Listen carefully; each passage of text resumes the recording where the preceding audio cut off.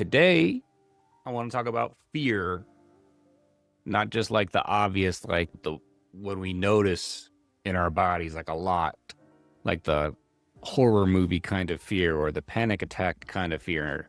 Not that kind of fear. But what I want to talk about is the kind of fear that like silently shapes our entire lives. It's the Right. kind of fear that steals dreams, it delays purpose, it fractures our attention, it can destroy our momentum, it weakens our identity, it scatters our energy, sabotages opportunity. Yeah, fear. Yeah. So many people don't realize that it's happening because fear is really sneaky. It is real sneaky. It's almost never announced. It just disguises itself as, oh, I really got to think about this, or I'm not going to do it yet, or, oh, it's not perfect yet, or you're confused, or you're too busy to do that thing. Some kind of hesitation or a distraction, or you just get emotionally exhausted. You're like, man, I can't do that right now. It's not the right timing, or, I really need to think about it, or I'm not ready. Fear disguises itself as logic. And because it sounds logical, people obey it. And I really want you guys to think about something today, is where in your life do you already know what to do, but you're still not doing it consistently? You already know the conversations you're supposed to be having, the business move that you need to make, the content that you should create, or the opportunity that you should pursue, the boundary that you should establish, the action that would really move the needle for you in any part of your life. You already know it, but fear has really entered the space between knowing what to do and doing it. And that gap between those two things, that's what changes people's lives. It either keeps you really stuck in something or helps you step into something amazing. That's really true. I think about that all the time. I went to recently to like this panel with a financial advisor from actually somebody at a BNI, as a matter of fact. Mm-hmm. So I went to one of his little his lunch and learns is what they called it. Saying that, he was like, "Are you building with your business?" He's like, "Are you building something of value, or are you staying busy? Like, are you staying busy and what?" Then you gotta evaluate and think about what's gonna take you to that next. Right. So you're not just staying busy anymore. Exactly. Building something now, like a system. Yeah. And I mean, getting into that, I need to like eliminate distractions from my life. I think that's where I'm at ease with like distractions. I mean, just like with my business, I'm distracted with a lot of personal things and Right. you know, So many people think fear's greatest power is just to stop you, but it's really not. The fear's greatest power is to distract you, distract you. steal that directed attention. Because attention is our creative power, right? Neville Goddard taught that concentrated attention is power. It's just like that magnifying glass, right? Like when we turn it right, it doesn't bring more energy from the sun. It doesn't bring more light from the sun, but it focuses it. It focuses. And when we're scared that, oh, this isn't the thing that I'm used to doing, or I'm not sure this is going to be a fruitful activity, or, like, I don't know I'm not the person to do this yet. Just all it takes is that one moment of thought, of fear. I'm not. And all of a sudden we're like, all right, well, let me check the slides one more time, or let me check that estimate one more time, or, let me make sure, you know what, let me go do this for an hour, and then I'm going to come back and look at the estimate and just check it one more time before I send it out. Joe Dispenza says, where you place your attention is where you place your energy. So our attention is really the power. It is. And fear fractures that attention, right? And that's when it weakens our power. And that's really huge. Most people don't lose because they lack intelligence or knowledge. Most people lose because their attention gets hijacked. Because your attention is in the wrong direction. Fear gets them focused on what could go wrong, what people think, or uncertainty, stress. Gets you focused on social media or distractions or comparison or a quick dopamine hit or the economy or rejection or criticism or drama or quote unquote emergencies or anxiety. And then suddenly that one thing that would actually transform their life never receives focused energy. Yeah, yeah. Damn, man. Damn, man. It's crazy, man. It really is. Damn, Yeah. for real. You spend all kinds of times thinking about I don't know, me personally, I just spend too much time thinking about my interactions with others, Mm-hmm. where I should just be thinking about the business, making these sales, interacting with the right people, Right. interact with more potential clients, focus Yeah. my attention on that. Yeah. And identifying like what is the thing that moves the needle from my business this week or what would move it this month. And then every week be like, okay, well, I'm going to figure that out this week. What really move the business forward. Yeah. Like what would make everything? There's a book called The One Thing, and it talks about identifying the one thing that would make everything else either easier or not needed. What's the one thing that if you did it and succeeded, it would make everything else in your work and your business and your life either much easier or irrelevant? Like, But so many people will stay busy, but they never actually move forward. How many days have you gone and been like, I was really busy today, but I don't even know what I did. yeah. And then, yeah. They answer emails instead of making sales calls. They reorganize their office or their Google Drive instead of launching the offer. Watch out. Or just straight up kicking it at the crib all Yeah. day, hanging out, chilling. And Mm-hmm. yeah, I mean, that's, Right. yeah, for How real. much do they consume information instead of executing? And they just stay emotionally scattered. They call it productivity, but it's not productivity. It's fear. Fear would rather keep you distracted than decisive. And that's why some people stay exhausted, but not changed. And being decisive about like each step of the way, right? Each step of the way. Yeah, but also like you just need to believe that like the whole goal, the whole process is available to you. Because I feel like sometimes if we do focus on each step of the way, yes, I mean we do have to move through it methodically, like through there are steps to things. But first we need to just actually believe that the thing is going to work out in our favor. That we're capable of creating it. Right? That's right. But people stay busy and not change because their energy is always moving sideways instead of moving forward.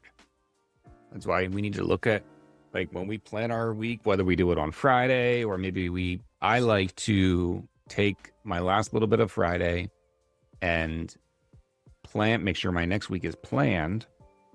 And then I rehearse it over the weekend, right? Like in between family activities or whatever, I'll stop and I'll meditate and I'll rehearse how I want it to go. But I've identified that big thing that I'm going to do. And maybe it means blocking out 2 or 3 hours for it and not letting anything else touch it. That big thing that you're gonna do. Yeah. And just doing it. Yeah. Yeah, like you're right. I've been putting that big thing off. I've been thinking about it. You're right. Like setting aside 3 hours, That's it. 4 hours to do it. Yeah. Because Like, your time will get taken up by everything else anyway. yeah.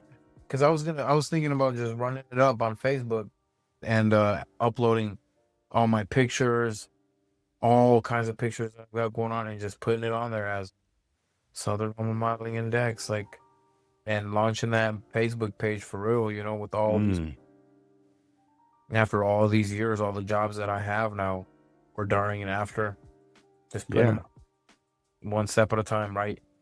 And just asking ChatGPT to help me with captions. Yeah. I mean, if that's the thing that moves the needle for your business, and maybe it is. Yeah, you know, like putting things on social media because I have no social media presence whatsoever. You know what I mean? Like at all. Mhm. All my work is like strictly referrals from people that I've met at Okay. like all the people that I meet at BNI. Yeah, you're right, Miss Nicole. I need to do that. Because yeah, that's the only way I get business is by referrals. Yeah. So I have zero online presence. So having something where people can reference, people can share it, And people people can can see share it, it. People can see leave. you doing it, right? Yeah, you know, and So that, yeah, so it's identifying what that one thing in your business or your life that would actually move the needle the most. Not 20 things, that's that one thing. the one thing that would move the needle the most. Mm-hmm. Maybe it's consistent visibility, maybe it's making calls, maybe it's going to networking, maybe it's creating content, maybe it's having a difficult conversation or raising your standards. Yeah, and I'm gonna have to. I'm gonna have to because my workers' comp thing just went up, man. The workers' comp insurance. So Mm-hmm. I have to go up. I'm just gonna have to charge more. Yeah, There's no way now. You know, right. man, But workers' comp is damn. I can't believe it went up again. finally launching something or investing in yourself or following up or becoming disciplined.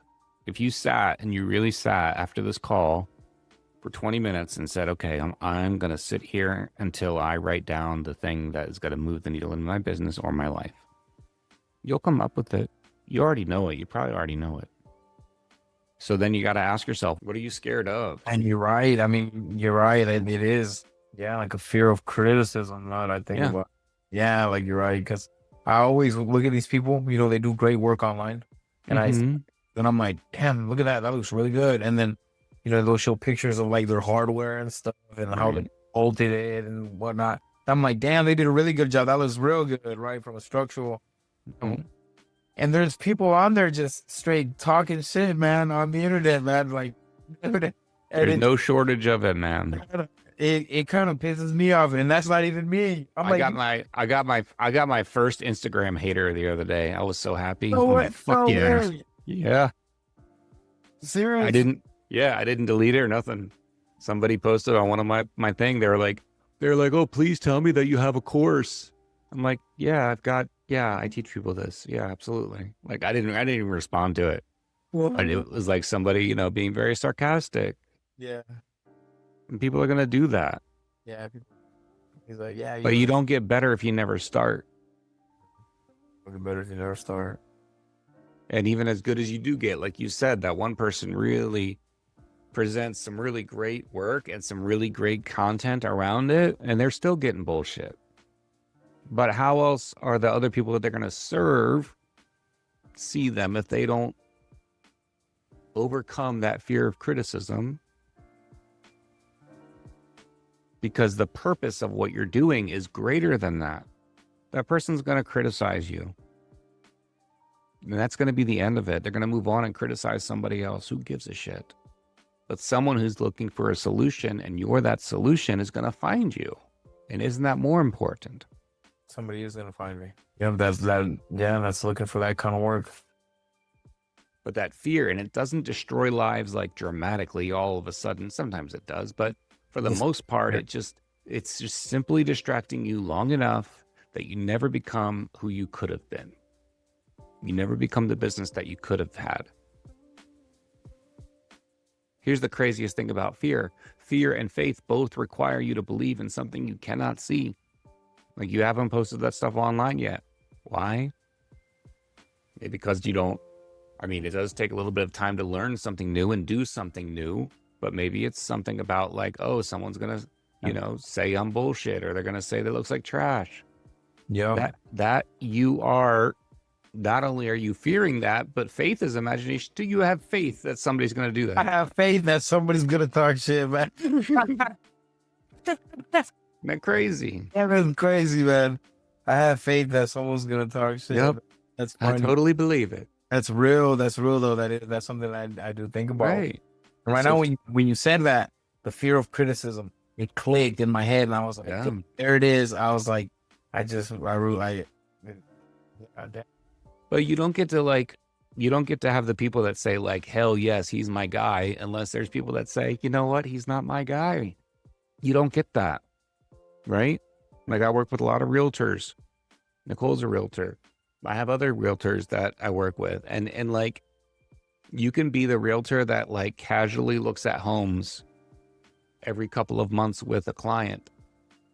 Or you can be a realtor that says, hey, I'm like a get shit done kind of realtor. If you want to just casually like look at homes and never put an offer in, I'm not your guy or I'm not your gal. But if you want to like actually make this change happen for your life, I'm your person. I'm your person. But Yeah. if you never say that, Yeah. If you never say that, they're and you just just get pushed around like that all the time, the people that are serious, they're not going to find you because you're going to be so busy with these people who aren't serious about buying. They just like to go look at houses. it's hard to let go of clients though, but that's a yeah. I But mean, necessary. Yeah. Why is it hard? Is the fear of loss of the criticism, sale, fear of poverty, right? Loss of the sale, like you're not getting. right? Like, oh, if I say to them, hey, like I don't fuck with people that don't have pre-approval. Yeah, they might say, oh, well, screw you. I don't want to spend time with you. You know, spend time with me. But you're spending time, they're taking up your time. They're taking your attention that could be spent on the other things. Right? Yeah, they go by the next house with another agent and only showed them one house. Maybe. Yeah. Yeah, I feel like some people are spiteful like that. But you have to open yourself up for the experience that you want and decide the experience that you want. Fear is imagining rejection, failure, embarrassment, poverty, collapse. But faith, a more positive imagination, is imagining opportunity and abundance and peace, expansion, breakthrough. Like imagine that you're just clearing the decks for the client that's going to make an amazing offer, that's amazing to work with, that has a great referral network. Because you can imagine that too. Both are creative acts. Both use imagination. And whichever one receives your attention most consistently eventually shapes your reality. That's right. I only attract clients that are ready, willing, and able to buy and sell. Absolutely. Yeah, buy and sell. Neville Goddard said, man's chief delusion is his conviction that there are causes other than his own state of consciousness. And that means your inner world is shaping your outer world. That's the only thing that's creating your experience is your inner world, your inner beliefs. I'm telling you, I went through the whole like experience of recovering after my injury.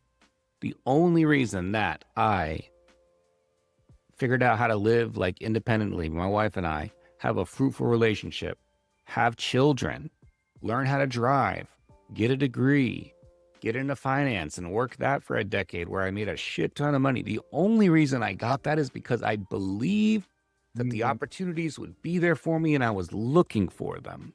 There were other service members, other veterans that went through the same exact experience that I did, and they didn't believe that those opportunities were available to them. And you know what? When those opportunities were in their vicinity, they weren't looking for them. They weren't looking for them. So they didn't see them. Yeah, that's right. They didn't see them. You're too busy thinking about other things. Little world, your own little problems. And keeping your mind open to these things. Yeah. Because your state of consciousness and your awareness, it influences your behavior, your emotions, your actions, your relationships, your opportunities, and your results. And your results. That's why fear is so dangerous, because repeated fearful thinking conditions the nervous system into survival mode. Remember, we are the slowest and the weakest animals. So your body starts rehearsing fear emotionally. Your physiology starts memorizing that stress. Your subconscious becomes conditioned to limitation. Like, I'm not the kind of person that does that. I'm not the kind of person that posts on social media. I'm not the kind of person that gets jobs from posting on social media. Well, yeah, as long as you allow that fear and that limitation to continue, and then eventually surviving without that lead generation method, it feels normal. Yeah. Not that you like it.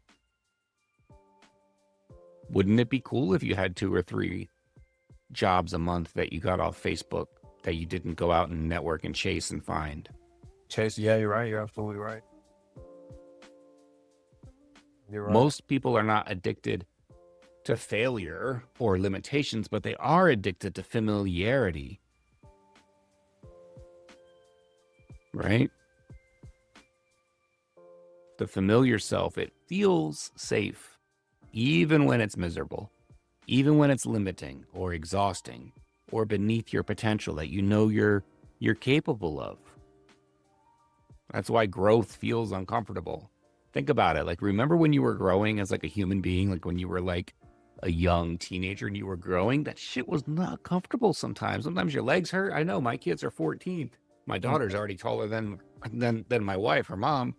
My son's still trying to catch up. But sometimes it's painful to grow. If you think about, like, if you ever have been doing exercise, right, and the muscles are growing, that hurts. Yeah, it sure is, man. Growth is painful. And you just got to get in there. Once you're in there, it's okay. Once you're in there, you're used to it, you're fine. In fact, you kind of like it. You like that being stretched, right? But growth, initially, it threatens that familiar identity. So I want to talk more about the 6 basic types of fear. Okay. Napoleon Hill talks about. Napoleon Hill. Right? And I want you to identify which one has really been shaping your decisions. All right. Okay. So the first fear is fear of poverty. And this one really, I mean, it destroys dreams, right? Not just financially, but fear of poverty, it creates indecision and worry and scarcity, hesitation, overthinking, compromise, and a ton of emotional stress. A ton of emotional stress. Right? People will stay in alignments that they've outgrown because of fear. They undercharge because of fear. What happens if I raise my price, right? We're talking about it. Yeah, what happens if I raise my price? What happens if you raise your price? They avoid investment because of fear. They play small because of fear. And scarcity is first, it's an identity issue before it becomes a money issue. Before it's just how you see yourself, before it becomes an actual money problem. So ask yourself, what would my life look like if abundance actually felt safe? Not exciting, like, oh my God, I'm so excited to like fall into this opportunity, but safe. Like, what if that abundance, like you just succeeding and getting the new prices that you were putting out there in front of people and approved and paid for, like that was just a matter of, that just happened. It just happened. Really? You think so, Andy? You think it is just like believing that it is, that you can make that how you can just charge people more? Are there people that do what you do that charge twice as much as you do? Yeah, you're right. Yeah, there are people that just charge a lot more. Massive companies that Some massive companies, some small companies, that charge. or are there businesses that are doing more work than you're doing?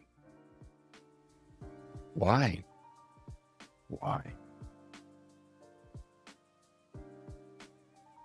And when we break it down, right? A lot of it is they just believe that they can, even if it's a rational kind of,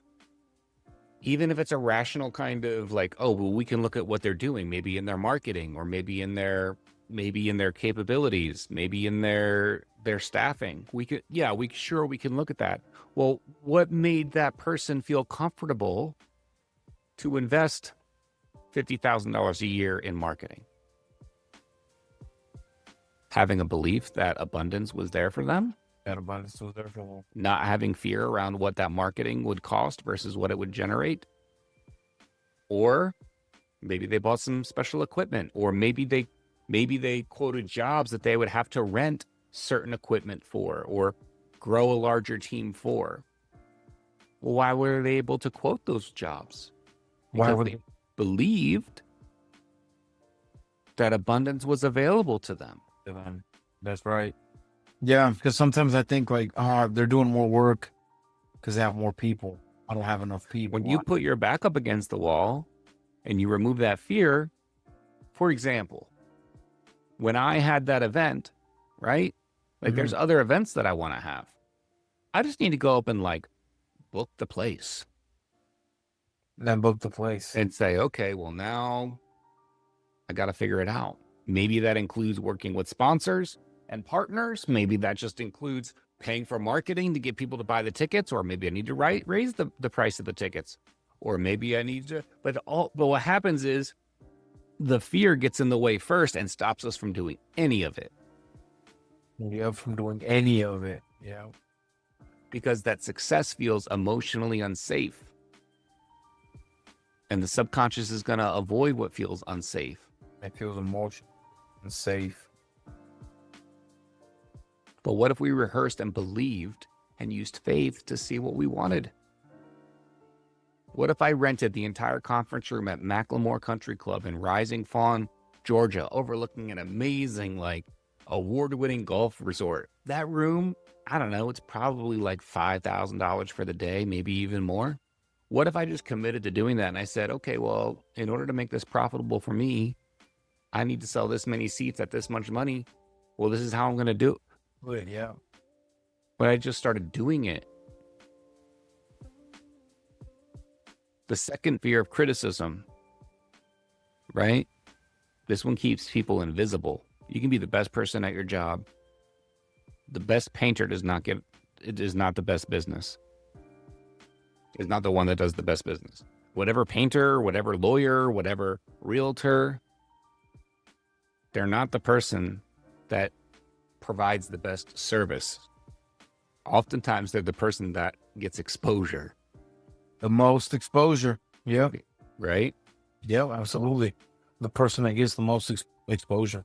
Like we say, we want success without exposure. No one's coming to your house, or if you have an office, or if you have a desk in an office, your client is probably not, unless you have a business that does that, but your client is probably not. No one's going to come to I work from my house. No one is going to show up to my house in my nice little neighborhood that's off the beaten path and knock on my door and say, hey, this might be weird, but I would really love a mindset coach. Yeah.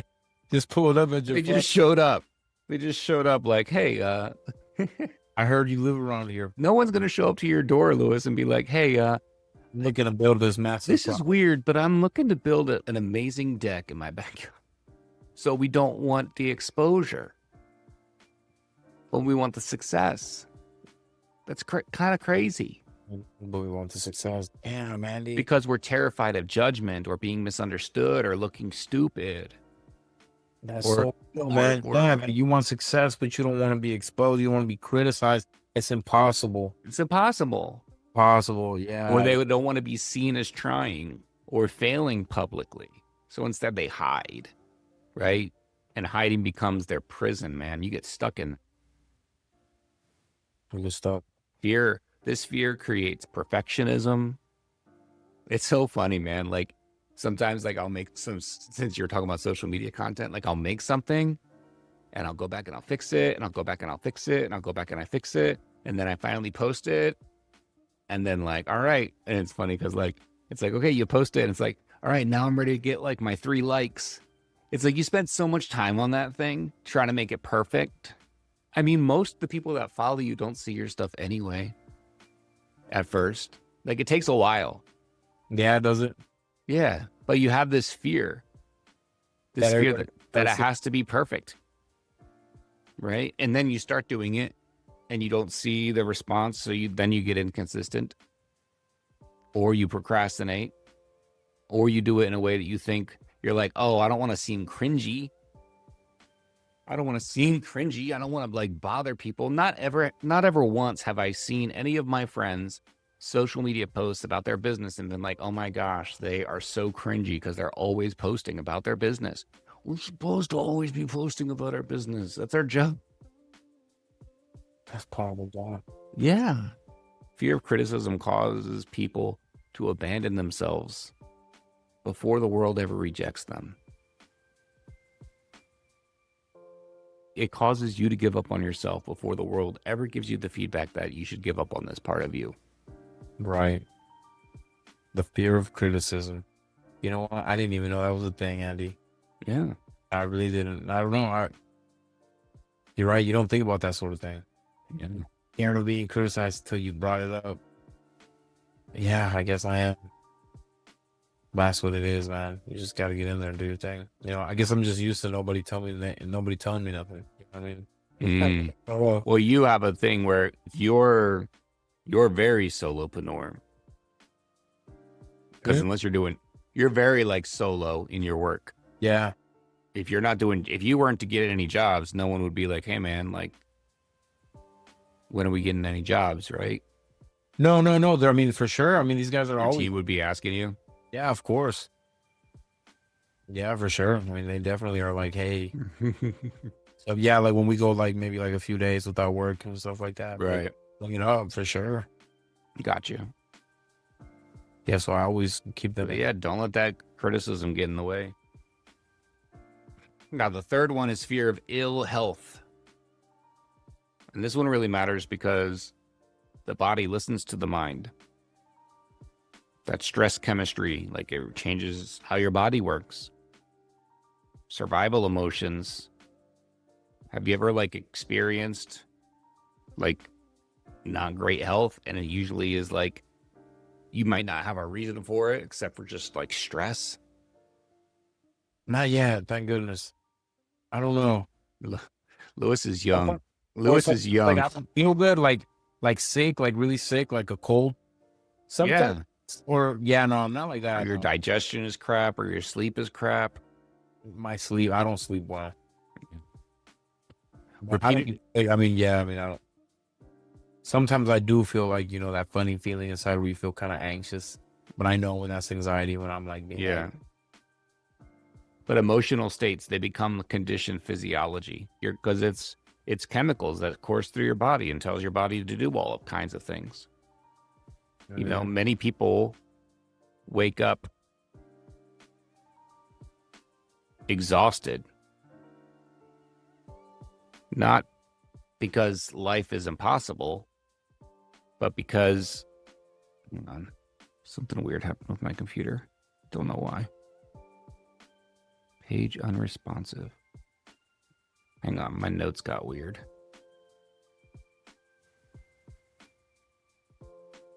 No. All right, now I've got to find my band place. Hang on. Go ahead, roll, dude. My notes got weird on me here.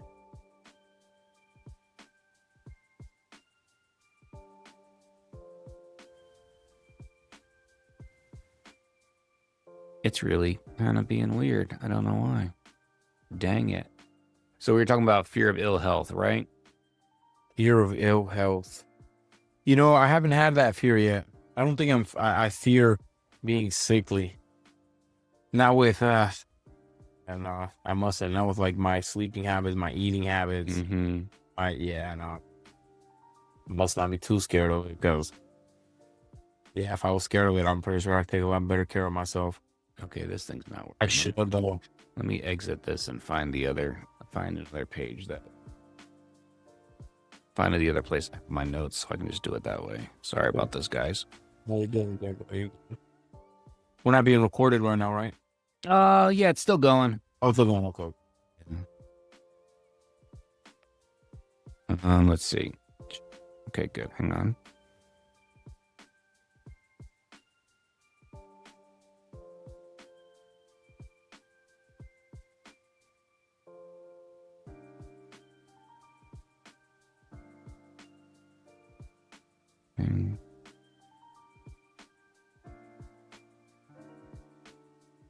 Okay, fear. Okay, we talked about that.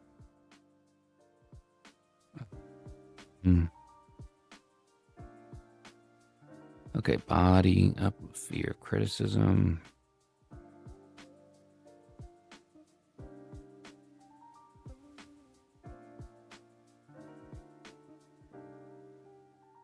Fear of ill health. Okay, boom, found it. Good. All right, here we go.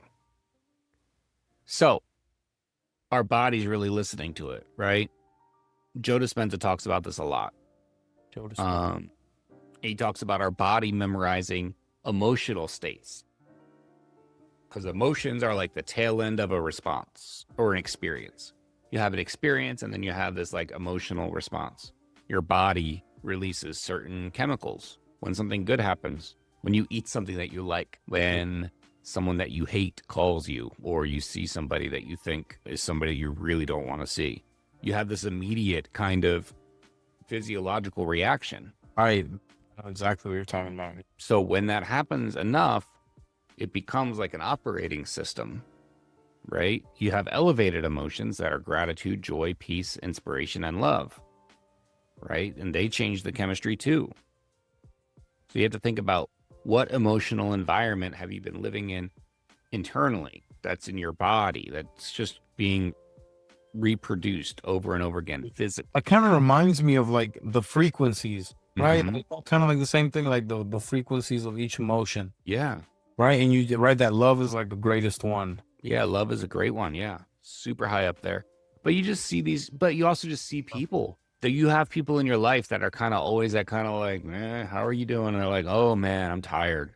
Don't you have people in your network, in your life, where you ask them how they're doing and they're like, well, I'm doing it. I'm out here just Man, I'm so tired. I'm so stressed. Life is crazy. I can think of 3 people that I see at networking that are all the time, no matter what's happening, their life is crazy. I'm like, really? But I also know other people that are very calm. I also know other people that are always like high vibrating. They're like, oh my God, I went to this thing. Lewis, like, man, you wouldn't believe it. I met this person and this happened. And they always have something exciting going on. It's because they develop a body that's always looking for that chemical, those chemicals, and they just live in that space. man, Right? that's right. Yeah, because I tend to say that life is crazy. Yeah. Oh, things have been hectic. So that's fear of ill health. And that's also how our fear like lives physically in our body. Fear number 4 is fear of loss of love. Fear of loss of love. Now, this causes people to betray themselves for acceptance. Yeah. People shrink their dreams, their voice, their standards, their identity because they fear losing connection. They fear losing that person. Yeah. This fear creates approval addiction. Like you're always looking, you're always trying to qualify yourself and you're always trying to get approved by people. Are we trying to get approved by them? And your habits and your actions, it's almost like you need the approval before you go and do the action. It's crazy. Makes you feel jealous. Makes you feel emotionally dependent. Makes you over accommodating. You won't have boundaries. So many people become who they truly are because their environment rewards the smaller version of them. Because if you stay super small, you're not going to make people feel uncomfortable. You can just stick around with the same friends that aren't doing shit. You can stay in the same relationship with the person that's not growing. You can stay with the same clients that only search for this type of response. Some people can only love the version of you that keeps them comfortable. And when you evolve or when you grow, they resist it. They don't like it. Because it highlights something about them too. Fear of old age is the next one. This isn't usually about age itself. It's more about regret, missed opportunity, irrelevance, wasted potential. People start saying, oh, it's too late, or I missed my chance, or I should have started earlier. And then they unconsciously stop growing. But growth is consciousness. It's awareness. It's expansion. So even saying that, instead of saying, oh, it's too late, why don't you just say, I don't want to be here. I want to be somewhere else. You know? For some people, they feel old at 30. Some people feel incredibly alive and youthful at 75. Like my aunt. Your greatest years may still be ahead of you because your awareness is expanding. And now the sixth, fear of death. So underneath this fear, it's really a fear of insignificance, fear of a wasted life, fear of never fully living. Fear of death. Most people aren't really afraid of dying, but they are afraid that they never truly lived.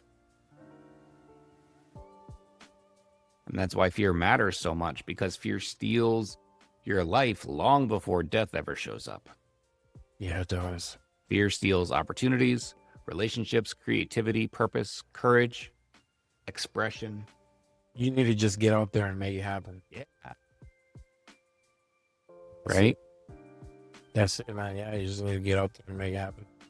So I want to talk about like one other aspect of fear as we wrap this up. But it's called the terror barrier. Bob Proctor used to talk about this a lot.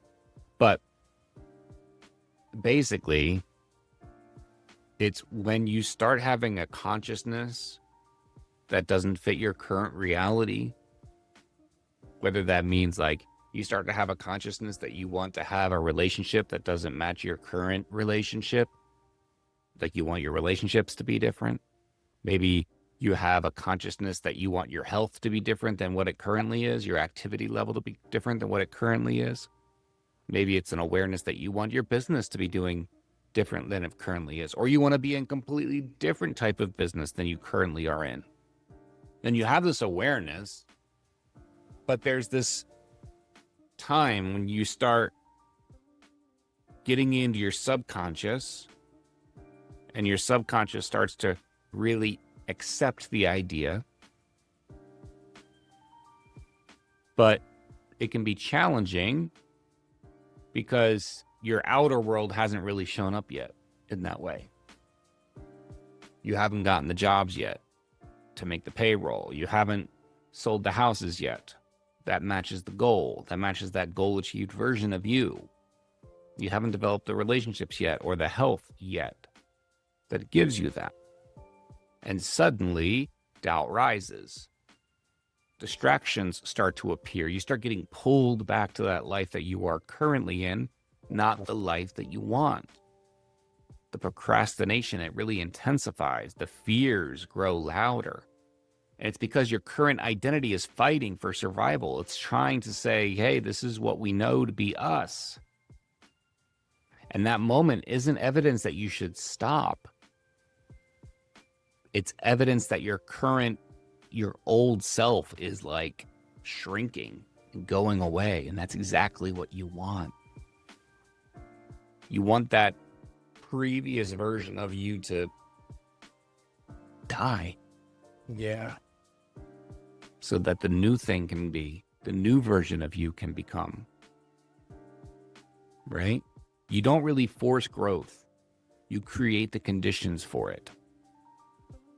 Your vision, your belief, your desire, it already contains all the life that it needs inside of it. Your job is not to force it. Your job is to protect your attention, nourish your focus, hold the vision. Nourish your focus. Yeah. Continue taking aligned actions. That's why we ask questions like, does this fit my future version? Does this action, does this activity, does this opportunity, does this person, does this belief, does it align with who I'm becoming? Not does it align with who I am now? Not does it meet my need now? Does it align with who I'm becoming? Does it align with who I'm becoming? So I want you to think. So here's some questions to think on and write about. What fear has been stealing your attention lately? What fear, and I'll put all these in an email and post it in the group as well. But what fear has been stealing your attention lately? And then I want you to write, what would happen if I reclaimed that energy and I redirected it towards my future? Basically, what would happen if you turn the fear into faith? And then what is one courageous action I can take this week? Not someday, not next month, but this week. And then block it out. Do it and protect that. Protect that time. I don't care if it's just you figuring out how to do your first social media post and it takes you 2 hours to do that. Protect that time. And I don't care if someone calls and say, hey, like, we need you to do a job. No, like, I have to do this. I have to do this. Because something will interrupt that. Your fear will attract something to interrupt that.